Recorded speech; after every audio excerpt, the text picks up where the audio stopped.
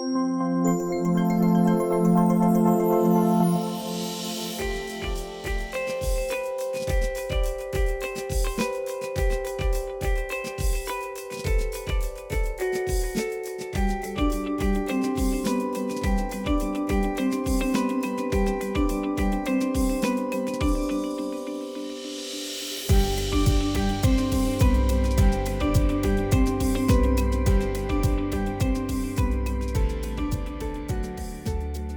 addition to my day job and my role within the stuff that I do within Safe Sleep, I also did a lot of training as a quality scholar at Cincinnati Children's Hospital. And so you might say, well, what is a quality scholar? A quality scholar was a lot of training on quality improvement and system improvement. And so did a lot of classes and did work around how do we improve handoff, how do we improve the way that we actually are paging our residents, this is back in residency, readmission work, things with cardiac readmissions and the NICU Safe Sleep. And then I've been doing a lot of work within collaboratives in cardiology and in patient family experience, which is an area that I spend a lot of my time now. And I can tell you that there is no greater way to learn and to improve than it is in a learning collaborative. So it's so great to see that this is the structure that we are attacking this here in Tennessee, because I have no doubt it's going to be effective. It's helped us in cardiology to have a 50% reduction in mortality for our babies that are born with half a heart. None of the other approaches towards improving care could have been effective on that. So I expect great things, and we're going to steal from you. I live my life by the model for improvement. That's a nerd little speak here. I love this approach. It is a great way to tackle problems small and large. Rooted in that is the PDSA cycle down at the bottom. I think this is in the packet as well. Mm-hmm. And really what PDSA is all around is try it. Let's start small. We have a saying, start before you're ready. Test it on one, test it on two. I'm not sure how to do audits, so I'm not going to do audits. Just ask the intern, or ask the PCA, or ask your health unit coordinator, whoever. Try it. Study it, and then adjust. And that is a great way to live your life, because you don't really then start to view failures as failures, you start to view them as learning opportunities. That has helped me deal with my failures in life. And I think it helps me move forward. And whether it's a small thing or a big thing like losing a child, it's all around how you frame it and how you react to it. And so every failure is a lesson. If you're not willing to fail, you're not ready to succeed. So go out there and fail, guys.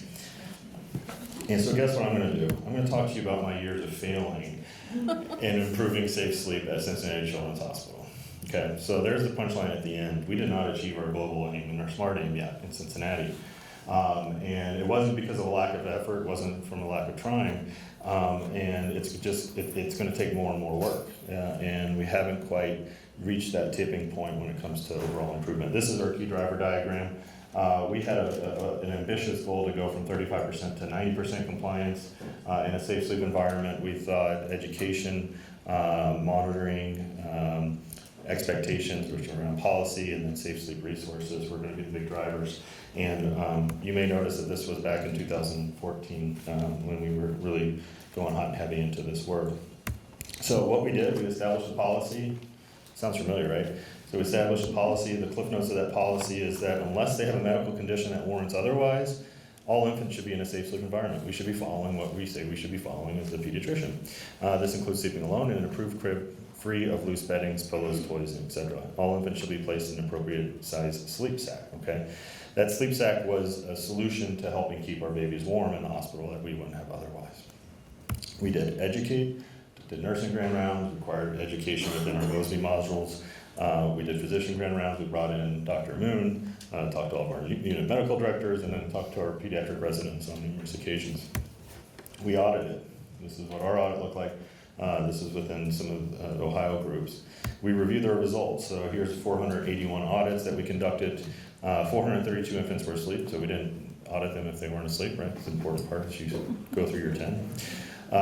They don't have to be awake in their crib all the time, right? So that's one of the things. Do they have to all the time? No, if they're sleeping, get up, or awake, get up, move them around, interact with your baby, help them develop. But if they're not asleep, then don't say they aren't following safe sleep. So then we had 35%, this is our baseline in the safe sleep environment, where we did all right, was asleep on their back. So 85% was above that 75% across the country. Bare crib we were struggling with. There's a lot of stuff in hospital cribs. And then asleep in a crib, we were doing pretty good too. So that really helped us to say, all right, well, what was in the cribs? And this really helped us with understanding where we needed to do education, or where we needed to think about the way that the hospital room was designed in a little different way. So loose blankets were a problem in younger kids, really in all the kids, loose blankets. There's pillows, boppy pillows in particular. Nursing teams love to set them up in boppy pillows. Loose toys, and then our Z-Flow positioners are being used for kids who don't need those type of positioners. We created an opt-out as well. This is a way that we help to communicate what the expectation was, which is an important piece. So physicians have to purposely put in opt-outs to say this is the reason why they're not following safe sleep. It takes a much more intention than to have the default not to be safe sleep. So this is the way that we structured doing it.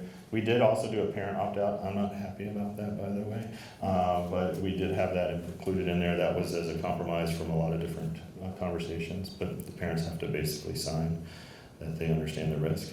It doesn't really do anything, but except they have to then acknowledge the same legal risk. We also provided education about how this was done right or wrong. This is what it looks like from the nursing side of things. The wrong way is the parent opt-out, cleft lip and palate and emesis. They're not medical reasons for opting out. Just because you have cleft lip and palate doesn't mean you don't have to be following safe sleep. So down there is the right way, the cleft lip and palate, emesis, and then the comments are saying, okay to elevate the head of the bed, and what it is that needs to be permitted. So we were doing education around this as well. And then importantly for our NICU, we did a lot of work to say, all right, here are our transition to safe sleep order set. So things that could help us do the right thing. If you're not familiar with the HALO hospital program, this is the way that we were able to get our sleep sack. So HALO is a sleep sack company. They provide free in-hospital safe sleep. They basically do it based off of your PAR level and what your census is. It works pretty well in getting them. The problem is, who launders them? The problem is these sleep sacks go all over the place, whether the problem with the Velcros, problem with the zippers, problem with the snaps. Those are the realities that have kept us from using sleep sacks all the time, but we still have them around, and they just won't get used consistently.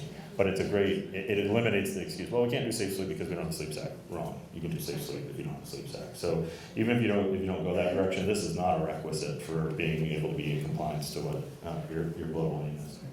We also got Cribs for Kids Gold certified. It's a great opportunity to put a seal of approval that, hey, this is what we're doing. But more importantly, what it does is help set expectations. To get the gold certification, you actually have to do work in the community, which was part of the conversation. That's the difference between bronze, silver, and gold, is the work in the community, and not just how you're modeling it, but what are your images that you depict on your websites or across your hospital. Those are the things that it takes in order to get to gold. Great resources. Check out Cribs for Kids website for hospital certification. We also published it, and at AAP we presented an abstract. We collaborated. This is across other children's hospitals in Ohio. See nice linear trends. And then we failed. We failed to sustain. And I just saw that at the very beginning when I asked by a show of hands who's done this before and who's done it right. No one kept their hand up. Everyone's failing to sustain how to do this work. And so what I want to do is just say, well, how do we keep these pictures you saw earlier? How do we approach this from a design standpoint in a way that's going to make Tennessee different? How are you going to sustain this work? And I think if you put a lot of thought into it right now, as you're getting started, it's going to really help you as you get further down the path. So here's what I learned, and hopefully this can help. As I said, I don't have the answers, but I'm going to stimulate your thinking, hopefully. So first, this is hard. Let's not just acknowledge that this is an easy thing to do. It's a policy and you'll be done with it, or you can give out our books and you'll be done with it. It takes intention, okay? I mentioned this earlier, but we have to believe it, we have to live it, we have to model it. Until we do that, we can't be successful in our own hospitals. These are data I showed earlier as well. We're not practicing what we're preaching, and we're not preaching what we're supposed to be. So it's not surprising we're failing because we're not even saying the right things at the right times. So that's where education is really critical. It's also where you have to spend some time thinking about how you can influence the culture across your hospital. So get the senior leaders to buy in, help them be the champions. Parents have been brought up a lot, a couple of times. Use parents. There's nothing more impactful than a parent story. And then the last piece is focus on high reliability and sustaining efforts. And so I'm going to put my QI nerd hat on, so I'm going to be ready for this, because what we're going to talk about is how to design for reliability. And so if you guys are familiar with the reliability science, I apologize, but if not, this is going to give you a little bit of an introduction about why this happens and why this matters. There's a great quote from Deming: every system is perfectly designed to get the results it gets. I mean, people have seen that, right? Whether it's our political system, whether it's our hospital system, or whether it's our unit-based safe sleep system, it's perfectly designed to get the results it gets. This is not an individual problem inherently. We have to think about how do we design a system to set up individuals for success. So there's different levels of reliability. Level 1 is really relying on intent, it's vigilance, it's hard work. That's just, you gotta keep working harder, you can do this, right? Hopefully I'm giving you some of that today, but you're gonna get out there and guess what? There's a lot of other priorities just happening right today in Tennessee that is going to distract us from continuing this work. So we got to do more to keep this moving on, because whether it's tornadoes, coronavirus, or the election, there's going to be something else that is going to take our time away from this. And so we have to think about past level 1. How do we design informed by reliability science and research in human factors? And then the last piece is the design of high reliability organizations. So let's talk about level 1 concepts: intent, vigilance, and hard work. So this is standardizing using order sets, pathways, protocols. Well, I'll do better next time. Thanks for that feedback. Feedback of information on compliance, and so that's what you're going to get. This stuff is critical stuff. You have to do all this, but it's only going to get you to a certain level. And then finally, awareness and training. So we have to start on this. So here's the best example I like to give. This hospital was having a problem with their employees communicating whether or not the bathroom was vacant or occupied. Okay, so they put up the sign, right? So, well, guess what, guys? All you have to do is be vigilant. When you go into the bathroom, slide it to occupied, and when you leave, slide it to vacant. It's probably not good for infection control, but that's what they did, right? So guess what happened? I'm relying on someone to remember it to happen. Didn't happen, right? So then what do? Education and awareness. Put up a sign. Right? Please flip the sign, because people don't necessarily know, they don't know that that's what the expectation is. So we need to educate what that is, right? Well, while it happened right in this picture, so at least it says occupied, it still didn't get to where we need it, and people weren't knowing and locking the door and all that stuff, and people were getting interrupted. So then what do we do next? We put up a sign for the sign, right? Please read the sign below about flipping the sign. Right? So what that does is that helps us feel better, right? But all of this is doing is adding level 1 interventions on top of level 1 interventions. So a single level 1 reliability intervention will get you around 80 to 90% performance. If you add 2, it's going to get you to 80 and 90%. If you add another one, add another 10. It's going to get you to 80, 90%. Humans can only work so hard. It's going to get you to that level. And if you happen to see on our collaborative, let me go way back here. Oh, this is way back. Guess where we plateaued? 80%. Okay, so anytime that you are doing quality improvement, just happen to look. After that intense effort, where you level out most of the time, if you only have level 1, it's going to be about 89%. To get to that 90, 95%, it takes a whole nother approach. It takes higher reliable types of interventions. So you can't just put a flip sign on there. Take something like this, right? This is a thoughtful design. Well, guess what? You can't turn the light on without locking the door. So if you lock the door, and you don't want to be in the dark, right? So you lock the door, that turns the light on, and guess what else it does? Flips the sign. Okay? That's an intentional design for human behavior that does not require a new behavior, right? It requires something that's inherent to the processes that you're trying to work. So this is more of a level 2 reliability things.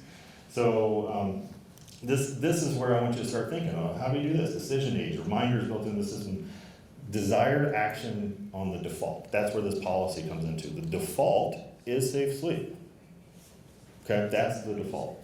How do you build in redundancy, whether that's not just one person doing audits, multiple people doing audits, it's multiple people doing education, it's getting the parents to buy into it and be part of the voice themselves. It's scheduling things. You mentioned that earlier, the same person do it at the same time every month.